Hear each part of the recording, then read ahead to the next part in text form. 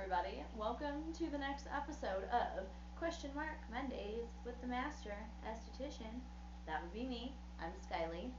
In this episode, we are going to tackle three things that you might not think about, but I do. One, how can you get long lashes without extensions? Two, how can I treat those lines around my mouth? And three, how do I get rid of the blackheads in my ear? So, let's start with question number one. A lot of women out there want long, luscious, lovely lashes that flutter when you talk.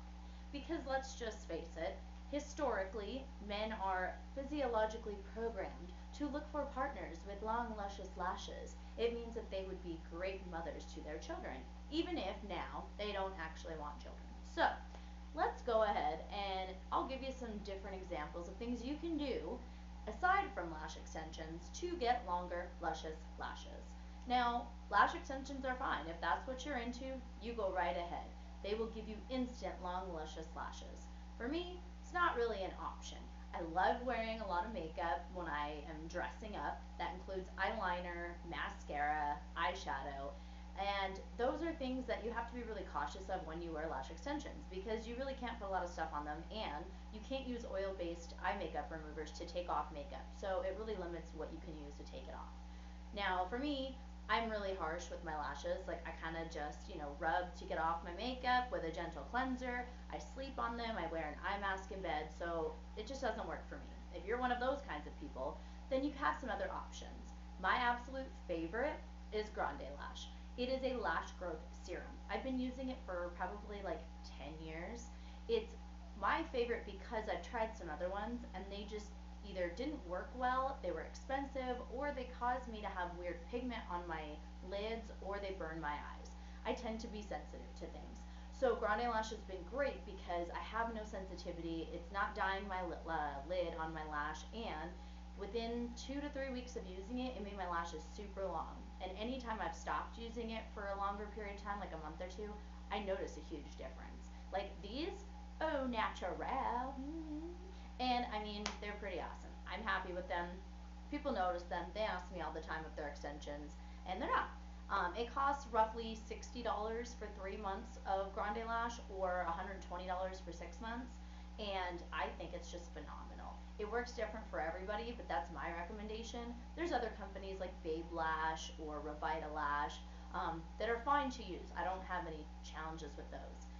The ones that I kind of would stray away from, Latisse works fine for some people. For me, it actually dyed my lid, and I wasn't so concerned about it dyeing my eye color because even though that is a warning on the bottle, they've never actually had anyone with their iris get dyed from using Latisse.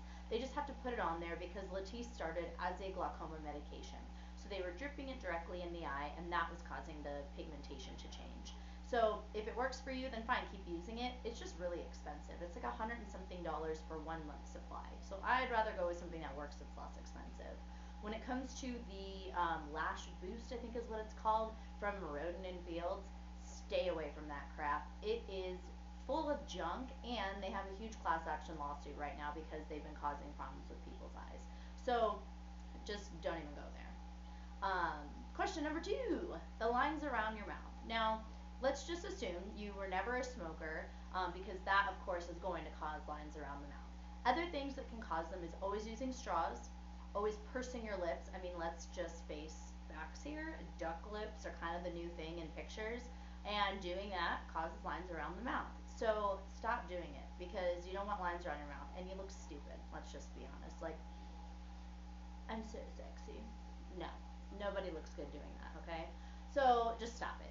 Another thing that you might not even think about that could be causing it is using a washcloth to clean your face. Anytime you're manipulating, and that includes those stupid little facial cleansing wipes, you're basically rubbing the skin, which is tender, and it's causing tiny little micro tears in the skin, which is causing you to get accelerated wrinkles and aging. So stop it with the washcloths. Use your damn hands. They were made for a reason to be used and to do things. I use them every day without the assistance of like rubbing off with a cloth. So just use your hands. Aside from that, things you can do to help get rid of them if you've already started to develop them is a vitamin A, of course, because it is one of the only two things that have actually been FDA cleared to be said that they are anti-aging. So, of course, vitamin A, my favorite. Also, using something made for that area. There's a lot of lip complexes out there that you can buy that are made to help around the mouth area as well as on the lips. As we get older, our lips tend to shrivel up and get wrinkly and smaller. It's why all the little old ladies are filling their lips with Juvederm and other fillers, because it's just a natural part of getting older. It kind of shrinks. So using things like that.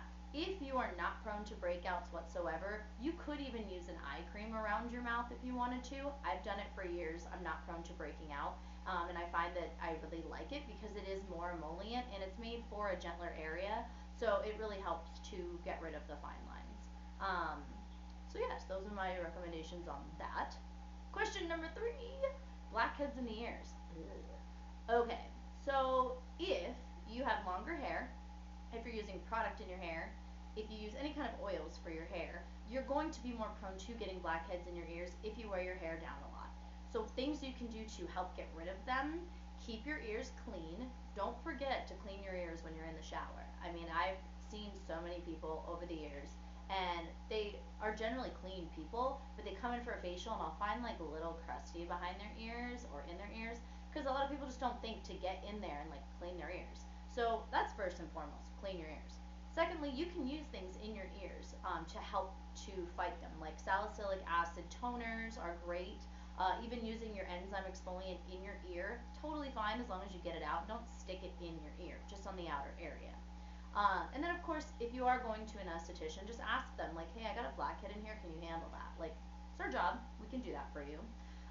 Those are going to be your main things because, you know, just think about it. Every day you've got all this luscious hair covering them, and it has oils in it, or you're putting oils in it, and it's just kind of sitting there and rubbing, and it can cause things to build up in the ears. That's why these crazy videos are going around of people with crazy blackheads, because they just don't think to clean out their ears.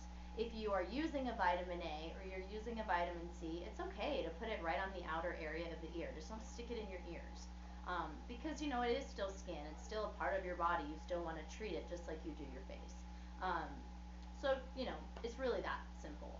Also, it could be altering your diet. If you have a very high gluten or a very high bread diet, you are more prone to getting blackheads. So, you know, maybe cut back a little bit on the breads and the glutens. But, you know, other than that, it's really just about maintaining clean skin. That's everything. So I hope that answered those questions for today. If you guys have other questions, please leave them in the comments below. If you enjoy my videos and my ridiculous shenanigans, then subscribe, like, share it with all your friends, tell everybody you know, because I'd love to get the word out. If you would like to debate with me, oh, it's my favorite thing, please leave me a comment or message me privately and we can absolutely talk about it. Otherwise, you guys have yourself a great day. I hope to see you next time. This has been another fantastic episode of Question Mark Mondays with the Master Esthetician.